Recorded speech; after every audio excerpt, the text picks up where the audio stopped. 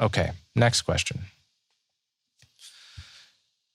Taking into consideration the evolving connotation of white supremacy by those leveling it as an accusation and demanding its end, what do you perceive to be the proverbial finish line here? Where is this all headed? Okay. So the gist of this question is, with the heightened concern about white supremacy and the constant leveling of this accusation, where does this all head in the long run? So I can think of three main consequences of the overuse of the concept of white supremacy. One of the most concerning to me is the re-emergence of a white identity, right? The re-emergence of a felt sense of pride on the part of white people in being white as a function of being so often attacked for this characteristic that you have no control over. If you think about how Black pride emerged, why is it that when polled, you'll find something like 70% of Black people saying that they feel, to some extent, pride in Blackness, right? Where did this come from? Well, obviously, part of why this is so attractive to many Black people is because of several hundred years of being told that Blackness is synonymous with ugliness and stupidity and inferiority, right? When you're attacked for something that you have no control over, the most natural human response is to reject your attackers and to take pride in the very thing that they're attacking you for. Again, this is just a contingent fact about you that you have no control over.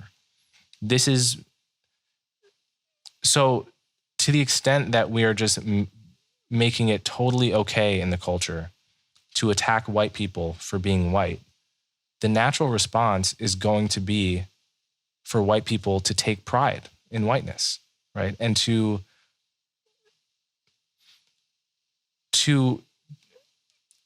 organize around whiteness as a political and social variable to a greater extent than already exists. And I don't see why that is a road worth going down, right? So that's one consequence of the constant drumbeat of concern about white supremacy.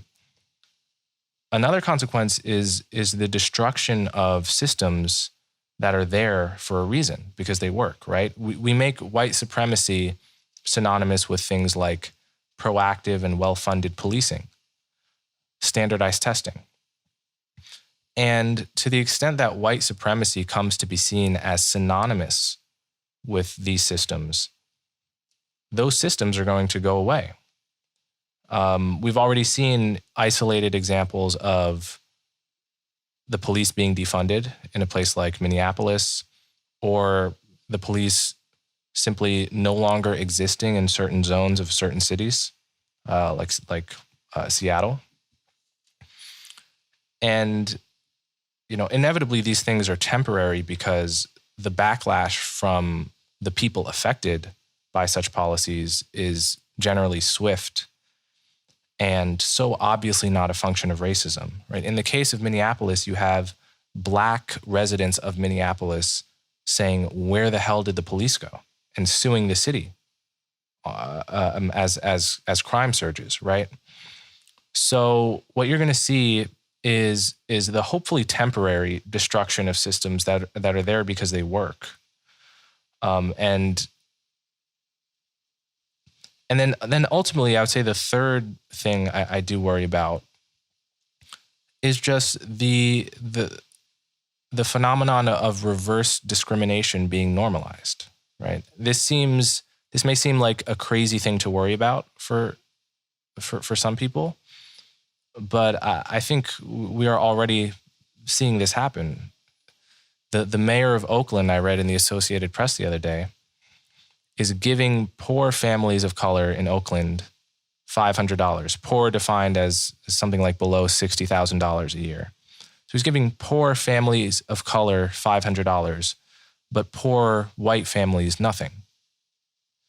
Right? That is a fundamentally morally confused policy. Right? It's a policy that if I were a poor white person, I would be justified in feeling that that was just a slap in my face, right? Because you're punishing someone for something they have no control over. You're punishing someone for their race.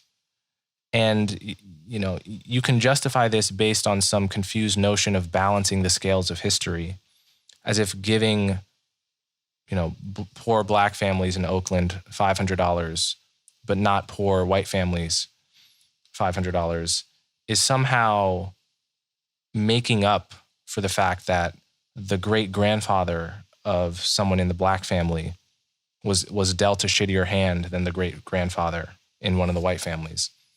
Of course, this is a totally abstract kind of justice, right?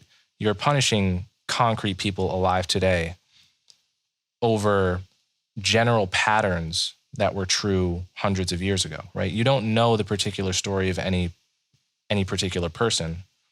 You're just making a blanket assumption, a stereotype, frankly, and basing policy on that, right?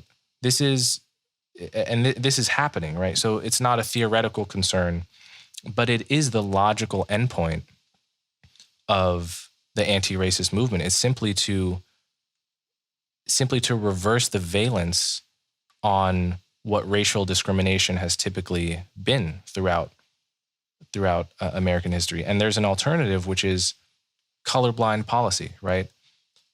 If we determine it makes sense to give poor families $500 right now, if that's a wise policy, simply do it without regard to race. It's so simple.